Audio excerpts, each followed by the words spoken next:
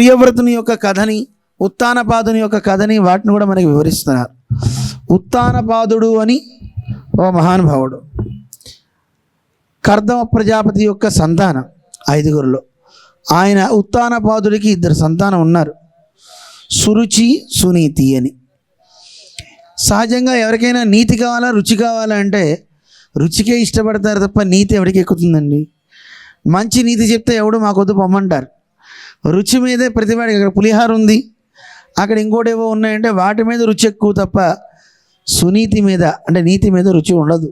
అది మనకి తెలియజేస్తున్నారు. ఉత్తానపాదుడు అంటే లోకంలో ఎవడైనా పుట్టేటప్పుడు పాదాలు ఎత్తే పుడతాడు, అంటే భోగలాలసులని పేరు. ఉత్తానపాదుడు, ఉత్తాన అంటే పైకి పాదాలు ఎత్తి కిందకి శిరస్సు వచ్చి పడుతుంది కదండి పుట్టేటప్పుడు. అలా పడుతూ ఈ లోకంలోకి వస్తాడు. అలా వచ్చేవాడు ఎవడైనా భోగలాలసుడే, అంటే భోగాలన్నీ అనుభవించడానికి ఇక్కడికి వస్తాను అని వాడు ఆలోచన. ఉత్తానపాదుడు కూడా అంతే, వచ్చాడు. రుచి మీద బాగా మమత ఎక్కువ ఉంది. ఇద్దరికి సంతానం ఉంది. సురుచికి ఉత్తముడు అనే పిల్లవాడు, సునీతికి ధ్రువుడు అనే పిల్లవాడు పుట్టారు. సంతానాన్ని ఎవరినైనా రాజు అనేవాడు తారతమ్యం లేకుండా చూడాలి. తన ఉత్తముడు అనే చిన్నపిల్లవాడిని ఒడిలో పెట్టుకుని ఆడుతున్నప్పుడు ఈ ధ్రువుడు కూడా తండ్రి అంకాన్ని చేరబోతే ఆ సురుచి వచ్చి నెట్టేసి, పోరాపో, నువ్వు ఆ అంకాన్ని ఎక్కాలంటే మీ అమ్మ కడుపున కాదురా పుట్టాల్సింది, నా కడుపున పుట్టాలి. నా కడుపున పుట్టాలంటే తపస్సు చేయాలి, పో అని చెప్పి నెట్టేసిందిట. బోరున పిల్లవాడు ఏడుస్తున్నాడు. 5 ఏళ్ల పిల్లవాడు ఎలా ఉంటాడు చెప్పండి? ఎంతో దుఃఖంతో ఉన్నాడు. అలా దుఃఖించేటటువంటి ఆ పిల్లవాడిని చూసింది తల్లి. చూసి అయ్యయ్యో ఎంత పని అయింది, ఏం జరిగింది అనే విషయం తెలుసుకుంది. విషయం తెలుసుకున్న తర్వాత పిల్లవాడు, సహజంగా పిల్లలు ఇంటికి వచ్చి చెప్తారుగా, అమ్మ పిన్ని ఇలా అందే అలా అందే అని. అది విన్న ఆవిడ కూడా చాలా దుఃఖించింది. అయ్యయ్యో ఎంత పని జరిగింది అని ఆవిడ దుఃఖించి, సరేరా నువ్వు నిజంగానే తపస్సు చేయిపో, అరణ్యానికి వెళ్ళు, నా కడుపున పుట్టడం కంటే ఆవిడ కడుపున పుడితేనే మంచిదేమో, అభాగ్యురాలని అని పిల్లవాడిని అరణ్యాలకి పంపేసింది. పో తపస్సు చేసుకో అని. ఎంత రోషమో చూడండి. స్వయంభువ మనువు యొక్క మనవడు కదా, అందుకని ఆ రోషంతో 5 ఏళ్ల పిల్లవాడు అరణ్యాలకు పడి వెళ్ళిపోతున్నాడు. అలా వెళ్తూ ఉండే సమయంలో నారద భగవానుడు కనిపించాట. నారదుడు చాలా గొప్పవాడు, మనం అనుకున్నాం కదా, నారం దదాతీతి నారద, జ్ఞానాన్ని ఇస్తాడు కనుక ఆ మహానుభావుడు కనబడి, నీకేం కావాలరా నాయనా, ఎందుకు వెళ్తున్నావు అంటే ఇట్లా చెప్పాడు, నేను ఉత్తానపాదుని యొక్క కుమారుణ్ణి, నా పేరు ధ్రువుడు అంటారు, నేను తపస్సు చేయడానికి వెళ్తున్నా. వెళ్ళి ఏం చేస్తావురా అబ్బాయి, మా నాన్న అంకం ఎక్కాలంటే మా అమ్మ తపస్సు చేయమంది, ఆవిడ కడుపున పుట్టాలట, అందుకని మా అమ్మ నన్ను చెప్పి పంపించింది, పినతల్లి ఆక్షేపించింది కనుక నేను వచ్చేసా. ఒరే చిన్నపిల్లవాడివి, అరణ్యంలో క్లేశాలు ఉంటాయి, బాధలు ఉంటాయి, నీకెందుకురా పో. ఎప్పుడైనా ఏదైనా మంచి పని చేద్దామని మీరు ఉపక్రమించినప్పుడు మీకు పరీక్షలు ఎదురవుతాయి. ఏదైనా దీక్ష చేద్దాం అనుకోగానే, పూజ చేద్దామని ఏదో అనుకోగానే ఎవరో ఒకళ్ళు వస్తారు, నీకేం పని లేదా, ఎవరు చెప్పారమ్మా, ఎంత కష్టం, నేను ఆచరించానమ్మా, ఇవన్నీ చాలా కష్టం వేసి అన్నీ వదిలేసాను అనగానే, నిజమే కాబోలు మనకెందుకులే అని దులిపేసుకొని, సర్లే వద్దంటారా? మంచి వాటికైతేనండి మాట వినరు, చేసేస్తారు. ఏకాదశి ఉపవాసం ఉండే రోజు చూడండి, ఎవరైనా వచ్చి, ఎవరు చెప్పారు ఏకాదశి ఉపవాసం ఉంటే నెక్స్ట్ రోజు ఎంత బాధలు పడ్డాను అనుకున్నావు, గ్యాస్కి పట్టేసి అమ్మో చాలా కష్టం, ఊపిరాడదు, కొంచెం ఏదైనా తినచ్చమ్మా, రోగస్తులకి ఇబ్బంది లేదు అని నిజమంటారా? అయితే తీసుకురండి. వీడికి మనసులో తినాలనే కోరిక, ఎవడైనా అనాలని చూస్తుంటాడు, ఎవరైనా అన్నారనుకోండి శుభ్రంగా తినేస్తాడు. తినేసి ఏదో నువ్వు చెప్పావు కనుక ఏదో ఈ మాత్రం చేత్తో ఇలా చూపిస్తాడు, ఇలా ఏదో ఈ మాత్రం ఏదో తిన్నా అనుకోండి అంటారు.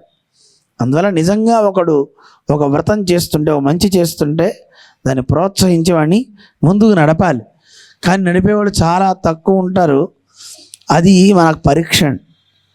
మనమే గుంజ నాటుతాం భూమిలో, గట్టిగా ఉందో లేదో మనమే ఊపుతాం.